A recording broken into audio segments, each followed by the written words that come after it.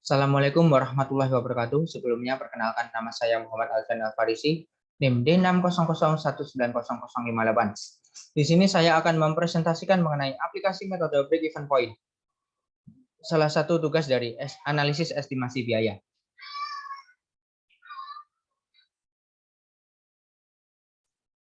Break even point merupakan titik di mana terjadinya keseimbangan antara nilai pendapatan dengan nilai modal yang dikeluarkan. Metode ini memiliki kegunaan untuk mengetahui volume penjualan minimum dari suatu usaha yang mana tidak terjadi suatu kerugian maupun keuntungan dalam usaha tersebut.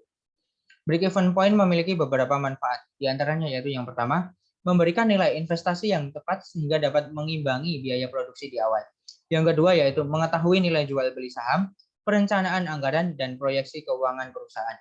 Yang ketiga yaitu patokan dalam menentukan margin supaya perusahaan dapat memperoleh keuntungan. Break even point memiliki beberapa komponen, di antaranya yaitu biaya tetap. Biaya yang nilainya akan tetap sama atau tidak berubah meskipun terjadi perubahan volume produksi. Yang kedua yaitu biaya variabel. Biaya yang nilainya akan berubah mengikuti perubahan volume produksi yang terjadi. Yang ketiga yaitu harga jual. Harga jual per unit suatu barang atau jasa yang telah diproduksi. Berikut merupakan rumus break even point. Break even point terbagi menjadi dua, yaitu break even point nilai unit dan break even point nilai mata uang atau nilai uang atau nilai rupiah. Untuk rumus break even point dapat dilihat sebagai berikut. Berikut merupakan contoh penerapan analisis metode break even point. Salah satu penerapan analisis metode break even point terdapat pada pabrik teh PT Perkebunan Nusantara 6, unit kayu Aro. Dalam analisis ini menggunakan data pada tahun 2019. Pendapatan merupakan jumlah penghasilan yang diperoleh dari hasil pekerjaan yang dilakukan. Berikut merupakan tabel pendapatan dari PT Perkebunan Nusantara 6, unit kayu Aro pada tahun 2019. Pada tahun 2019, PT Perkebunan Nusantara 6 unit kayu Aro mampu mencapai volume penjualan sebesar 4.685.570 kg. Atau dari volume penjualan tersebut, pendapatan yang diperoleh dari PT Perkebunan Nusantara 6 unit kayu Aro mencapai 81.529.553.052 rupiah. Berikut merupakan tabel biaya tetap dari PT Perkebunan Nusantara 6 unit kayu Aro pada tahun 2019. Pada tahun 2019, PT Perkebunan Nusantara 6 unit kayu Aro mengeluarkan biaya tetap sebesar 14.100.339.232 rupiah. Biaya tetap tersebut digunakan untuk yang pertama, gaji karyawan pimpinan, gaji karyawan pelaksana, penyusutan, yang keempat, biaya asuransi, yang kelima, pajak, dan yang terakhir, beban bank. Tabel berikut merupakan biaya variabel dari PT Perkebunan Nusantara 6 unit kayu Aro pada tahun 2019. Pada tahun 2019, PT Perkebunan Nusantara unit kayu Aro mengeluarkan biaya variabel sebesar 67.325.285.347 rupiah. Untuk rinciannya dapat dilihat pada tabel berikut ini. Berikut merupakan perhitungan break even point.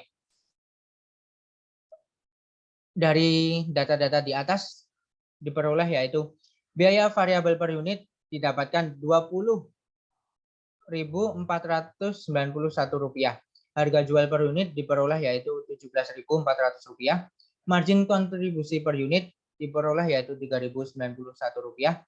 Dari perhitungan tersebut diperoleh nilai break even point pada nilai unit sebesar 4.562.047 kg dan pada nilai uang sebesar Rp379.379.611.052. Berdasarkan perhitungan di atas, maka didapatkan nilai titik impas pabrik teh PT Perkebunan Nusantara 6 unit usaha kayu Aro pada tahun 2019 yaitu pada tingkat penjualan sebesar 4.562.047 kg atau pada tingkat penjualan senilai Rp79.379.611.052. Artinya pada saat jumlah produksi dan penjualan tersebut perusahaan tidak memperoleh keuntungan dan juga tidak mengalami kerugian. Berikut merupakan grafik dari break-even point PT Perkebunan Nusantara. Berdasarkan grafik di samping, terlihat bahwa titik impas terjadi pada saat tingkat penjualan sebesar 4.562.047 kg atau senilai dengan 79.379.611.052 rupiah. Maka apabila penjualan perusahaan di atas titik impas, maka perusahaan akan mendapatkan keuntungan. Dan apabila penjualan perusahaan di bawah titik impas, maka perusahaan akan mengalami kerugian.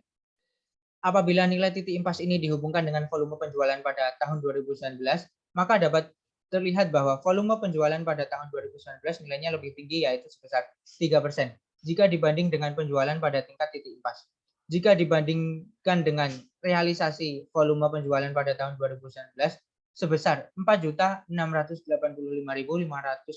kg, terlihat bahwa yang dicapai telah memberikan keuntungan bagi perusahaan. Berikut merupakan dampak perubahan berbagai faktor terhadap break-even point.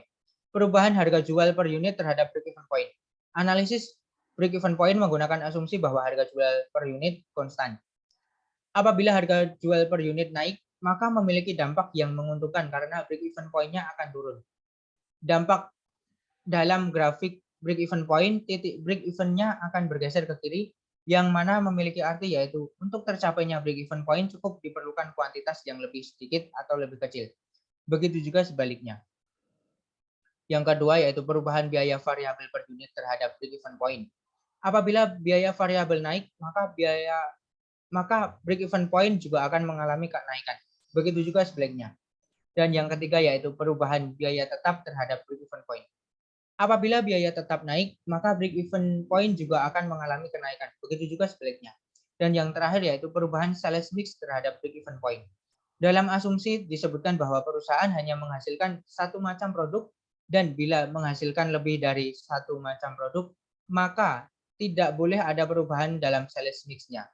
Sales mix menunjukkan perimbangan atau perbandingan penjualan antara beberapa macam produk yang dihasilkan. Apabila ada perubahan sales mix-nya, maka akan menyebabkan perubahan pada break-even point secara keseluruhan. Berikut yang dapat saya sampaikan, kurang lebihnya saya mohon maaf. Wassalamualaikum warahmatullahi wabarakatuh.